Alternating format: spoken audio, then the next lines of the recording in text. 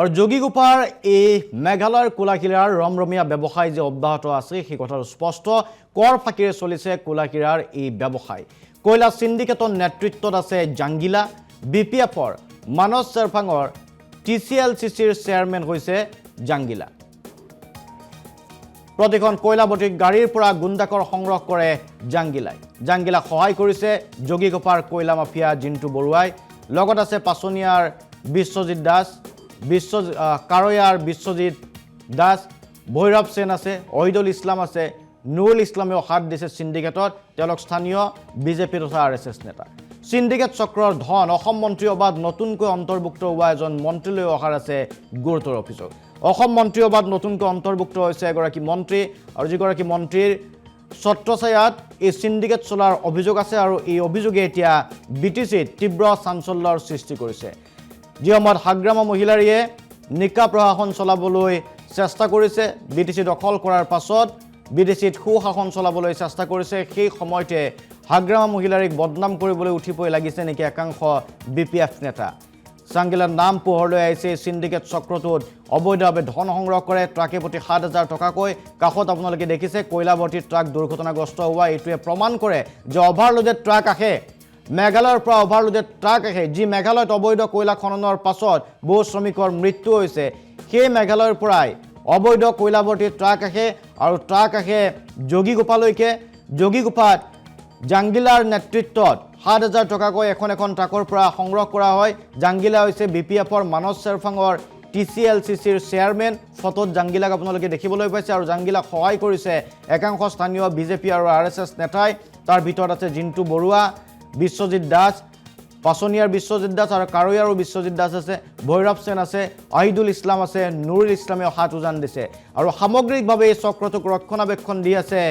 নতুনকৈ মন্ত্ৰী অবাদ স্থান লাভ কৰা এগৰাকী মন্ত্ৰী এই মন্ত্ৰীগৰাকীৰ বিৰুদ্ধে আছে গুৰুতৰ অভিযোগ আৰু যি অভিযোগক লৈ এতিয়া বিটিচিত চাঞ্চল্যৰ সৃষ্টি হৈছে আমি পোনপটীয়াকৈ লৈ গৈছোঁ আপোনালোকক গোৱালপাৰালৈকে তাত আমাৰ সতীৰ্থ যোগীগোপাত নীলমণি শৰ্মা উপস্থিত আছে নীলমণিয়ে দেখুৱাব সবিশেষ গোৱালপাৰা হৈ যোগীগোপালৈ চলিছে কলাহীৰাৰ ৰমৰমীয়া ব্যৱসায় আৰু এই মুহূৰ্তত মই ৭০ নম্বৰ ঘাই ৰাষ্ট্ৰীয় পথত আছো আৰু এই পথেৰে নিশা হলে ট্ৰাকৰ লালি নিচিঙা পথ বয় আৰু প্ৰতিখন ট্ৰাকে আছে অভাৰলোডেড কিন্তু এই মুখ্যমন্ত্ৰী গৰাকীয়ে যিহেতু শূন্য সহনীলতাৰ কথা কৈছিল তাৰ পিছত আমি দেখিছো যে এই কলাহীৰাৰ অৰ্থাৎ কয়লাৰ যি ব্যৱসায় আছে সেই ব্যৱসায় কিন্তু নাকি লগাবলৈ সক্ষম হোৱা নাই চৰকাৰখনে আৰু এই ব্যৱসায়ত অভিযোগ উঠাৰ মতে আচলতে একাংশ আৰএছএছৰ লগ বিজেপিৰ লগ আনকি বিপিএফৰ লগতে একাংশ দিছপুৰৰ কেইবাগৰাকী ইয়াত মন্ত্ৰী ক্ষমতাশালী মন্ত্ৰীও জড়িত থকাৰ অভিযোগ উঠিছে কাৰণ মই পুনৰবাৰ কৈছো যে এই ৭০ নম্বৰ যি ঘাই ৰাষ্ট্ৰীয় পথ এই ৰাষ্ট্ৰীয় পথে আচলতে এতিয়া এই পথেৰে অহা যোৱা কৰা লোকসকলৰ বাবে এক প্ৰত্যাহ্বান হৈছে এই কলাহীৰাৰ বাবে কাৰণ দিনত যেনে তেনে নিশাৰ ভাগত আচলতে এই পথেৰে আচলতে মানে অবাধ গতিত চলে অভাৰলোডেড ট্ৰাকসমূহ আৰু যিসমূহে ট্ৰাকৰ বাবে আচলতে সঘন দুৰ্ঘটনা হয় আৰু অতি আচৰিত কথাটো হ'ল যে চৰকাৰে বিশেষকে যিহেতু মুখ্যমন্ত্ৰী হিমন্ত বিশ্ব শৰ্মাই শূন্য সহনীলতাৰ কথা কৈছিল কিন্তু সেই শূন্য সহনীলতাৰ কথা কোৱা চৰকাৰখনৰ সময়ত সদায় দুৰ্নীতিৰ প্ৰতি জিহাদ গ্ৰহণ কৰা চৰকাৰখনে কিন্তু কলা হীৰাৰ ব্যৱসায় ক্ষেত্ৰত কিন্তু নাকি লগাবলৈ সক্ষম হোৱা নাই একাংশ ব্যৱসায় আচলতে চৰকাৰৰ সকলো নীতি নিয়ম পৰিবহণ বিভাগৰ সকলো নীতি নিয়মক জলাঞ্জলি দি আচলতে তেওঁলোকে ৰমৰমীয়া ব্যৱসায় চলাইছে মোৰ লগত গোৱালপাৰা জিলাৰ কৃষক মুক্তি সংগ্ৰাম সমিতিৰ সভাপতিগৰাকী আছে আৰু মই তেখেতৰ লগত কথা পাতিবলৈ বিচাৰিম আৰু অকল কলা হীৰাৰ এই যে কয়লাৰ ব্যৱসায় আৰু কয়লাৰ ব্যৱসায় এই ৰাষ্ট্ৰীয় ঘাইপথত যে ৰমৰমীয়া ব্যৱসায় চলাইছে তেনে নহয় সঘন দুৰ্ঘটনাৰ অন্যতম এটা কাৰণ এই কয়লাৰ ট্ৰাকসমূহ আৰু এই কয়লাৰ ট্ৰাকসমূহ কাৰণ আপোনালোকে এইখিনি এটা কথা জ্ঞাত যে এই পথটো সম্প্ৰতি গুৱাহাটীৰ পৰা গোৱালপাৰালৈ যিটো পথ সেই পথটো কিন্তু ইয়াত সম্প্ৰসাৰণৰ কাম চলি আছে গতিকে সাধাৰণ লোক যিহেতু ভোগ কৰিবলগীয়া হৈছে মই কথা পাতিম পোনে পোনে যিহেতু কয়লাৰ আমি ব্যৱসায় দেখিছো যে ইয়াত অভাৰলোডেড ট্ৰাকসমূহ আচলতে দিনে নিশাই আচলতে ইয়াক হাহাকাৰ বা পৰিৱেশৰ সৃষ্টি কৰিছে কিন্তু চৰকাৰৰ কোনো নিয়ন্ত্ৰণৰ ব্যৱস্থা নাই চৰকাৰৰ মানুহ জড়িত আছে মই প্ৰথমতে ক'ব খুজিছো যে বিজেপি চৰকাৰখন কেৱল কথা দিবহে পাৰে এই বিজেপি চৰকাৰখনে সাধাৰণ ৰাইজৰ ওপৰত যি ধৰণৰ হেঁচা প্ৰয়োগ কৰি যি শাসন চলাই আছে এয়া গণতন্ত্ৰৰ শাসন নহয় আপোনালোকে গম পায় যে এই ৰাস্তাখন আজি কিমান বছৰৰ পৰা কাম চলি আছে, এই কামসমূহ সম্পূৰ্ণ কৰিব পৰা নাই।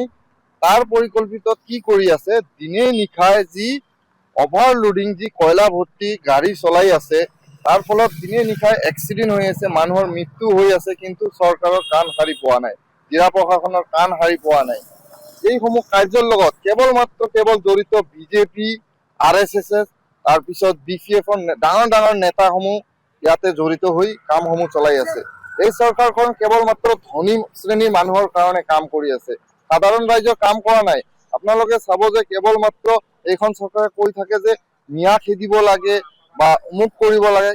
কেৱল মাত্ৰ মানুহক লৈ ৰাজনীতি কৰি আছে, কিন্তু মানুহৰ সমস্যা লৈ কেতিয়াও মাত নামাতে, মানে সমস্যাৰ সমাধান নকৰে। আজি এই ৰাস্তাখনেৰে চাব কিমান অভাৰলোড হৈ যে কয়লা ভৰ্তি যি গাড়ীসমূহ যায় কয়লাসমূহ ইয়াৰ পৰা কাবাইতাৰী হৈ যোগীঘোপালৈ কয়লাসমূহ যায়, তাৰ পৰা অন্যান্য জিলালৈ হস্তান্তৰ হয়। এইসমূহ কেনেকৈ চলি আছে? নিশ্চয় ইয়াৰ লগত মুখ্যমন্ত্ৰী জড়িত আছে, বিজেপি চৰকাৰ জড়িত, জিলা প্ৰশাসন জড়িত, নহলে কেনেকে ইয়াৰ